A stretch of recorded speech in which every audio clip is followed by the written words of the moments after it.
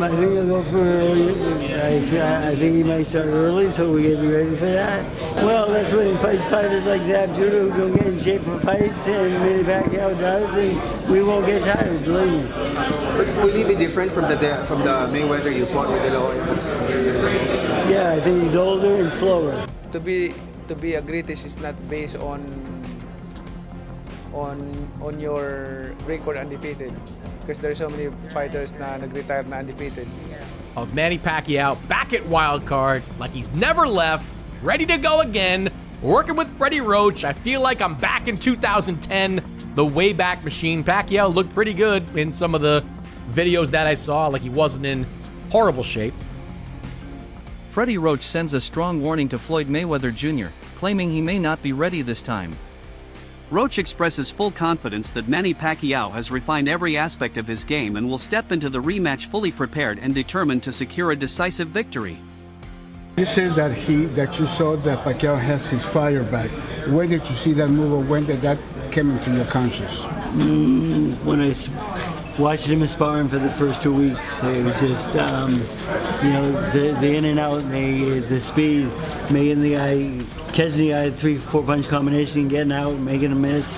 It was enjoyable to watch, it really was. Manny Pacquiao pushes himself through intense training sessions with Freddie Roach, working on the mitts with speed and precision. His sharp combinations, discipline, and focus reflect a fighter locked in and ready for the challenge ahead.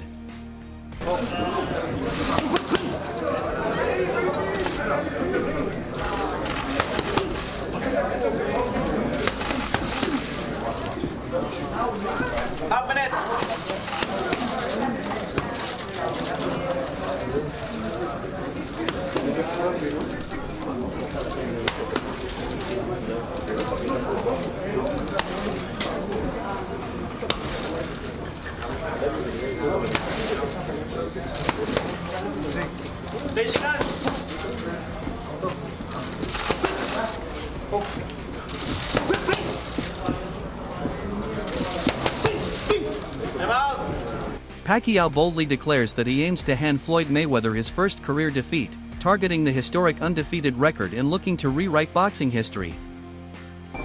Ano kaya advantage mo? God willing, mag-anuan tayo, mag-isay natin mabuti. Paghandaan na natin mabuti para magandang laban na may pakita natin. Freddie Roach looks back at their first encounter, explaining that Mayweather controlled the pace of the fight while Pacquiao was not at his best. He notes that Manny was older, less sharp, and far from his peak condition during that matchup. A little more fire. I don't know, you think about that it got to that point, and Floyd played the game, he played the waiting game, and he won. Yes.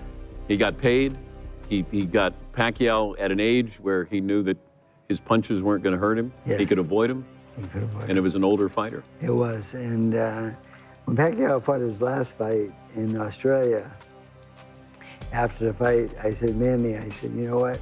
I says, I think being a senator and being a fighter at the same time is like maybe a little bit too much, because I said, you know, it's hard enough being a world champion fighter, or it might be just as hard being a senator. But I says, I think that you should strongly think about giving one of those up for now and choose the one that you like best. And he has not spoke to me since then. Manny Pacquiao argues that an undefeated record alone does not define greatness. He points to his own achievement of winning titles across 8 weight divisions, calling it a rare accomplishment that sets him apart in boxing history. I can claim na first 8 different weight division, which is the hardest accomplishment na in boxing. And the only one. The only one. First, diba? Yung kumbaga, that's the hardest accomplishment in boxing ma-achieve. And also, yung blessings ng Panginoon na naging champion ako in 4 different decades. Do you imagine that? Bihira yung mangyari. First time in history na a fighter who became a champion in four different decades. So 90s, 2000, 2010, 2020. So bihira mangyari yan. So at least makaklaim ako ng... Pacquiao also takes a shot at Mayweather's personality, suggesting that his focus on wealth and lifestyle outside the ring comes across as excessive pride and a lack of humility.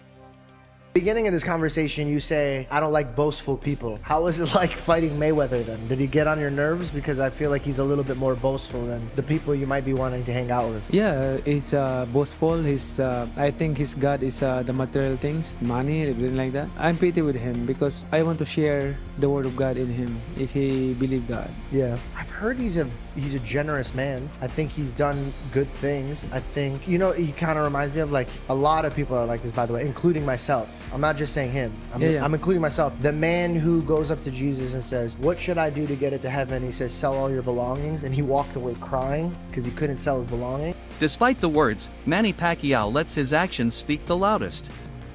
Through relentless training and strict discipline, he stays focused on preparation, proving that hard work and dedication matter more than talk.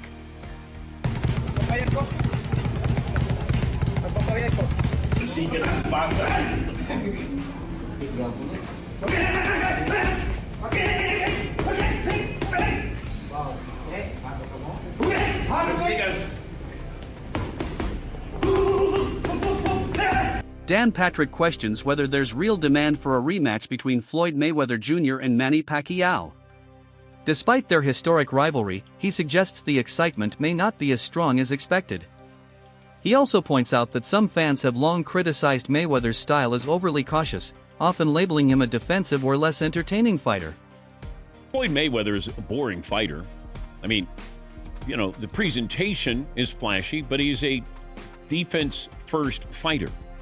There's nothing to, when you watch him, you go, oh, okay, he didn't get hit again, and he didn't get hit again.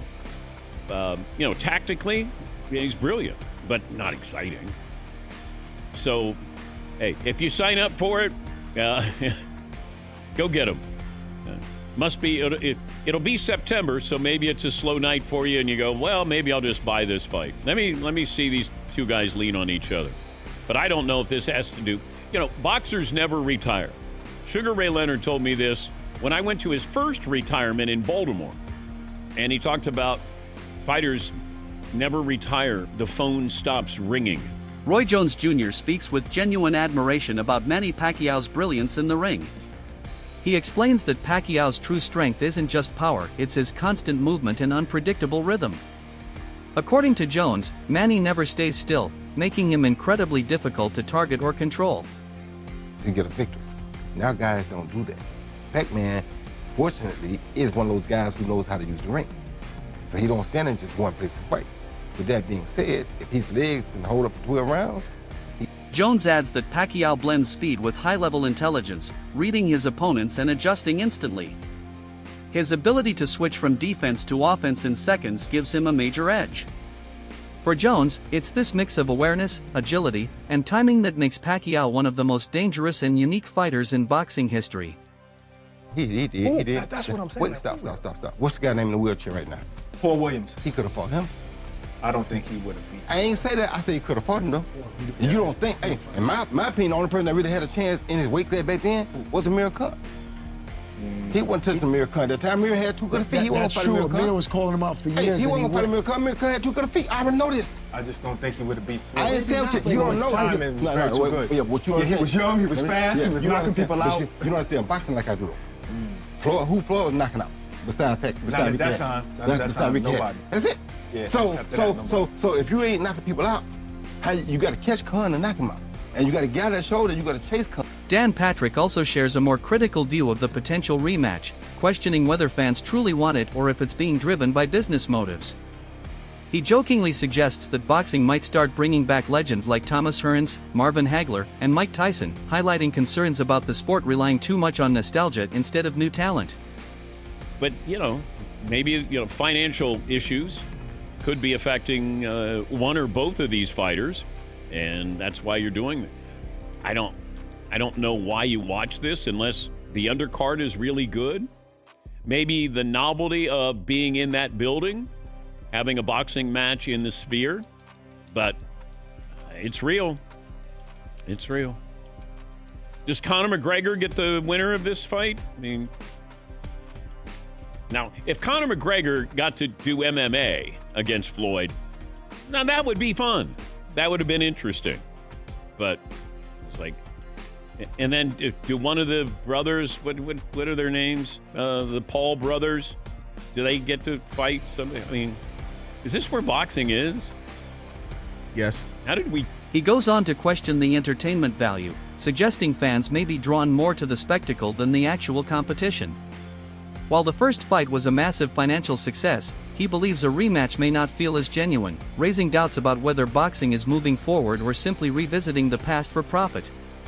Businessman, but you start to read articles of, he's got things in foreclosure, and I can't imagine that you would lose but Mike Tyson did. But then, we had people stealing right in front of him. That was the difference here. But with Floyd, I thought Floyd was like a Darrelle Revis kind of businessman. So if he's coming back because he needs money, that is sad. Yes, Todd. How much money, and I don't understand the financial part of how they get millions of dollars to have these fights that supposedly are kind of ridiculous and it's like an exhibition nobody wants to see. How much of that money is based on who goes to the fight, and as far as people that are buying pay-per-view? What if so many people decided, I'm not going to the fight, I'm not going to watch it on pay-per-view, they're still going to get millions of dollars? There's still enough money out there to pay these guys crazy money. Meanwhile, Chris Mannix shares a thoughtful take on Manny Pacquiao returning to train with Freddie Roach. He says it brings a strong sense of nostalgia for fans who remember their dominant years together. However, he warns against judging Pacquiao based on short training clips, noting that anyone can look impressive for a few seconds on camera. Look, I can post a video and look good for 10 seconds right now, just like when Mike Tyson looked like when he was promoting the Jake Paul fight. You writers and you guys with the non-boxing, I need to get those videos out of your head, because they're just clips. Anyone could look good for that long. I can train you to look good for 10 seconds. It'll be pretty hard, but I can train you to look good for 10 seconds on video. So don't worry about that. Look, Bob Arum knows what he's talking about, because it's the legs that's going to get to Pacquiao, not the power, not the explosive speed in front of a heavy bag. But whenever you're in front of an opponent and he's going to be moving around, it's the legs that are going to fail you. They're going to betray you. The power's not going to betray you. That lasts until the very end. His punch resistance, that's not going to betray him, because that never goes. Speed, and it's because you rely on your legs. That's the thing that goes at age. So at 46 years old, Manny Pacquiao's not going to have zero legs. Building on insights often linked to Bob Arum, Mannix explains that age typically affects a fighter's movement more than power. Footwork, balance, and stamina are usually the first to decline, especially for someone like Pacquiao, whose style relies heavily on movement. Still, he believes Pacquiao's experience and ring IQ will help him adapt, making his return calculated rather than risky. Pacquiao only got knocked out 3 times in 72 fights.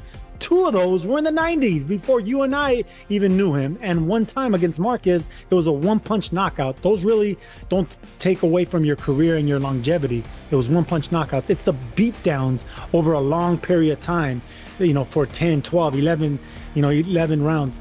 Those are the ones that catch up to you. Those are the ones that actually slow you down and are detrimental to your health. 1-punch knockouts, you can get past those. Early knockouts that are way back in the rearview mirror, you can forget. Timothy Bradley offers a balanced take on the potential clash between Floyd Mayweather Jr. and Manny Pacquiao. He admits that many people question the timing and whether the fight is even necessary, but at the same time, it continues to grab massive attention. According to Bradley, when 2 legends like this are involved, the history and legacy alone are enough to keep fans interested, no matter the circumstances. Because he needs money, that's why. All the rumors are true. It's a sad thing, but it is what it is. But it is what it is. And one more thing. If Mayweather didn't believe that he can beat Manny Pacquiao, he wouldn't be in the ring with him. Yeah, Mr. Sensitive. I love Mayweather, but let's keep it a buck. Oh, he's sensitive as hell. Not only is he sensitive, the man, he's insecure like hell. He's insecure, and he got to have a leg up on. And he saw the Barrios fight, and Barrios just got smashed by Ryan Garcia. And then now, He like, oh, Barrios is all right. I'm better than Barrios. Shit, even though I'm damn near 50, I'm still better than Barrios. My experience, my hand speed, I take care of myself. I had some exhibitions. I know I can still do this. He also points out that both fighters are fully aware of what's at stake. Their reputations have always been under the spotlight, and that doesn't change now. Even at this stage of their careers, their experience, skills, and ring intelligence still matter. Bradley believes the fight isn't just about proving who's better, it's about meeting expectations. Whether people support it or criticize it, the matchup continues to dominate conversations across the boxing world. That's what he thinking.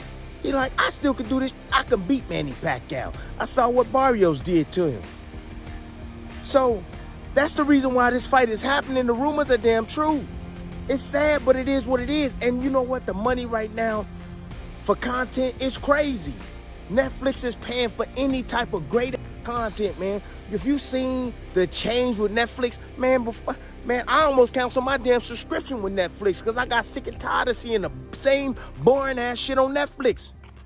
And now they got this woman in place now, and she's seeking out and she want the best of the best content. You know, they got podcasters and stuff all on Netflix now. I mean, it has grown crazy. So, you know, Jake Paul opened up the Netflix avenue. Meanwhile, Boxing Ego shares a more critical view on Manny Pacquiao stepping in against a dangerous power puncher. There are concerns about inactivity on both sides, but the real danger lies in facing someone with serious knockout power, something that never truly fades in boxing. The analyst points out that fighters with power have always posed problems, even for experienced opponents. Pacquiao, right? And he fighting a power puncher in Ruslan Provodnikov. I get it, he ain't been fighting, he's inactive, but Pacquiao, he ain't really active either. He fought Barrios, and that's it. So Pacquiao gonna fight a big puncher who hurt Tim Bradley, who hurt Chris Algieri, who Lucas Matisse had to box, and John Molina and all these people had to box because he hit too hard. They say power is the last thing to go. And you got the Floyd Mayweather fight looming. I'm surprised Netflix didn't force them to cancel these exhibitions. So that's on the Pacquiao side. Boom. On the Floyd Mayweather side, look at this.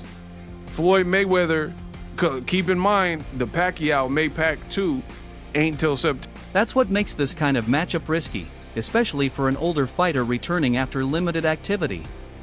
Even with skill and experience, going up against a heavy hitter is always dangerous. The discussion also shifts toward Mayweather's recent exhibition bouts, questioning the level of competition. Some of these fights, according to the analyst, feel more like entertainment than true competition. Overall, the view remains skeptical, suggesting that these matchups are driven more by business and spectacle than by genuine sporting purpose. Floyd, it says Battle of the Legends, Floyd Money Mayweather versus Mike Zimbides. 180 fights, 158 wins, 87 knockouts. I don't even know who this is, bro. But Floyd finna fight an exhibition against this Ninja Turtle looking muff. Michelangelo is a party dude. Teenage Mutant Ninja Turtle. Bro, get this turtles in a half shell, a turtle power, cowabunga. Bro, this man got a tortoise shell. Bro, Floyd about to fight whatever dude's name is. Zamibia or whatever his name is. So Floyd about to fight Zamunda or whatever this guy got. Zamunda, he finna fight Zamunda. As the debate continues, one thing is undeniable: when Manny Pacquiao and Floyd Mayweather Jr. are involved, the world pays attention. Boxing glove. It's not just about age, timing, or even criticism, it's about legacy, pride, and unfinished questions that still spark curiosity. Every punch, every moment in the ring carries years of history behind it. Some see this as a business move, others see it as one final chapter between two legends. But when the bell rings, none of that matters. Only skill, heart, and execution will decide the outcome. Collision. So the real question is, will Pacquiao rewrite history, or will Mayweather prove once again why he's undefeated? Backhand index pointing down. Drop your prediction below, and get ready, because this is more than a fight, it's legacy on the line. Fire boxing glove.